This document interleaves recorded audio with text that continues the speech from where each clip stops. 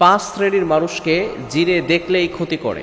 বিশেষ করে অনেকেই এটাকে বিশ্বাস করতে চায় না, বিশেষ করে সায়েন্স তারা বলে জিন জাতি বলতে কিছুই নাই, এটা মানসিক ভারসাম্যহীনতা। খবরদার, মুমিন হিসেবে অবশ্যই আমাদেরকে জানতে হবে যে জিন জাতি বলে আল্লাহ তাআলা মানুষকে যেভাবে পরীক্ষা করবেন in the day of judgement, কিয়ামতের ময়দানেও জিন জাতিদেরকেও পরীক্ষা করবেন। এজন্য জিন জাতি রয়েছে। বিশেষ করে কিছু শ্রেণীর মানুষ আছে যাদেরকে জিন জাতিরা বেশি অ্যাটাক করে, দূর থেকে অ্যাট্রাকশন দিয়ে থাকে। নাম্বার ওয়ান, এক নাম্বার হচ্ছে যারা নাপাক অবস্থায় বেশি থাকে। দেখবেন কিছু মানুষ আছে তারা সবসময় নাপাক অবস্থায় থাকে, বিশেষ করে ফরজ গোসল হয়েছে, ফরজ গোসল করতে চায় না। অনেক মা বোনেরা রয়েছেন, বিশেষ করে তারা পবিত্র হয়েছেন, তাদের যে মাসিকের একটা সময় রয়েছে, অসুস্থতার সময়, এই সময় থেকে পবিত্র হওয়ার পরে তারা গোসল না করে অপবিত্র অবস্থায় থেকে থাকে। এরা বিশেষ করে যারা অপবিত্র বেশি থাকে, নাপাক অবস্থায় বেশি থাকে, তাদেরকে জিন জাতিরা বেশি অ্যাট্রাকশন করে থাকে, তাদেরকে আসর করে থাকে। এই জন্য অবশ্যই নাপাক অবস্থায় থাকা যাবে না, নিজেকে সবসময় পবিত্র অর্জন করতে হবে, পবিত্রতা সবসময় নিজেকে রাখতে হবে। নাম্বার টু, দ্বিতীয় নাম্বার হচ্ছে অনেক মানুষ আছে যারা টয়লেটে ঢুকার সময় দোয়া পড়ে না। মনে রাখবেন, টয়লেটের ভিতরে কিছু খবিস জিন জাতি রয়েছে। যখন কোনো মানুষ দোয়া না পড়ে টয়লেটে প্রবেশ করে, তখন এই খবিস জিন জাতি যারা রয়েছে তারা তার উপর অ্যাটাক করতে পারে। বিশেষ করে যারা দোয়া পড়বে, দোয়া পড়ার বদৌলতে আল্লাহ তাআলা তাদের মাঝে আর জিনদের মাঝে একটা পর্দা ঢেলে দিবেন, জিন জাতি তাকে কোনো ক্ষতি করতে পারবে না। এজন্য অবশ্যই টয়লেটে প্রবেশ করার সময় দোয়াটি আমরা পড়বো, নিজেরাও পড়বো, বাচ্চাদেরকেও এটা শিখাবো। আল্লাহুম্মা ইন্নী আউযু বিকা মিনাল খুবুসি ওয়াল খাবাইস। এই দোয়াটা পড়া যাবে তো ইনশাআল্লাহ।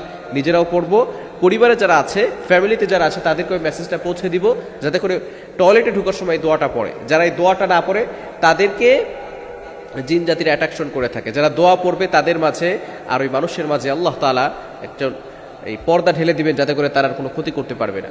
নাম্বার থ্রি, তৃতীয় নাম্বার হচ্ছে যাদের উপরে জিনরা বেশি ক্ষতি করে থাকে, বেশি অ্যাট্রাকশন দিয়ে থাকে, তারা হচ্ছে যারা আল্লাহ তাআলাকে ভুলে যায়, আল্লাহ তাআলার ইবাদত করে না, যারা সালাত কায়েম করে না, যারা আল্লাহ তাআলার ইবাদত করে না, আল্লাহ তাআলার ইবাদতে মশগুল থাকে না, ইবাদতে অবহেলা করে, নামাজ পড়ে না, তাদেরকে জিন জাতিরা বেশি অ্যাটাক করে থাকে। এজন্য অবশ্যই আল্লাহ তাআলার ইবাদত করতে হবে। 5 ওয়াক্ত সালাত জামাতের সহিত আদায় করা দরকার। এজন্য সবসময় আমরা যদি সালাতের সাথে আমরা সংযুক্ত নিজেকে না করি, তাহলে কিন্তু আমরা কঠিন বিপদের ভিতরে পড়ে যাব। জিন জাতিরা অ্যাট্রাকশন দিয়ে থাকবে। যারা নামাজ পড়বে তাদেরকে জিন জাতিরা বেশি ক্ষতি করতে পারে না, তাদের উপরে অ্যাটাক করতে পারে না। কেননা নামাজ পড়লে আল্লাহ তাআলা তার জিম্মাদারি নিয়ে নেন।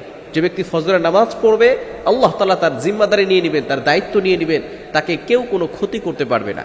এজন্য তৃতীয় নাম্বার হচ্ছে যারা নামাজ অবহেলা করে, আল্লাহ তাআলার ইবাদতে অবহেলা করে, ইবাদত থেকে দূরে সরে যায়, আল্লাহ তাআলা যে শিরিক করতে নিষেধ করে দিয়েছেন সেই শিরকে জড়িয়ে পড়ে, তাদেরকে জিন জাতিরা বেশি অ্যাট্রাকশন করে থাকে।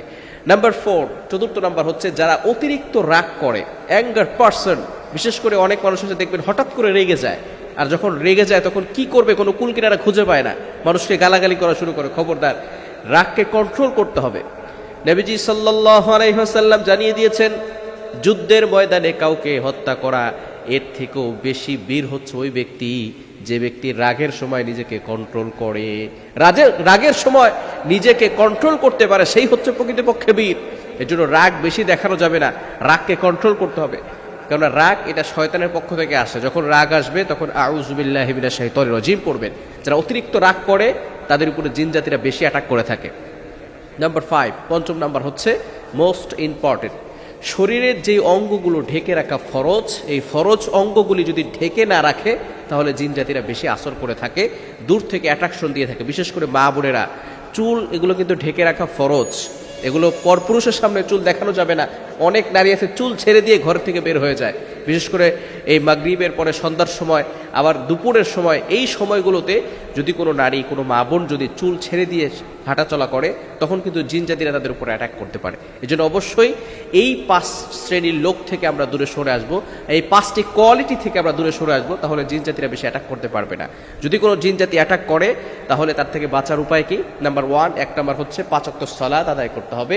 নাম্বার টু, দ্বিতীয় নাম্বার হচ্ছে 5 ওয়াক্ত নামাজের পরে আয়াতুল কুরসি তেলাওয়াত করে বুকে ফু দিতে হবে, এবং 4 কুল, সূরা কাফিরুন, সূরা ইখলাস, সূরা ফালাক, সূরা নাস এগুলো পড়ে এরপরে শরীরে ফু দিয়ে শরীরকে বন্ধ করে রাখলে তাহলে কোনো জিন জাতি আপনাকে কোনো ক্ষতি করতে পারবে না। এবং ঘরের ভিতরে অবশ্যই সূরা বাকারার তেলাওয়াত চালু করবেন।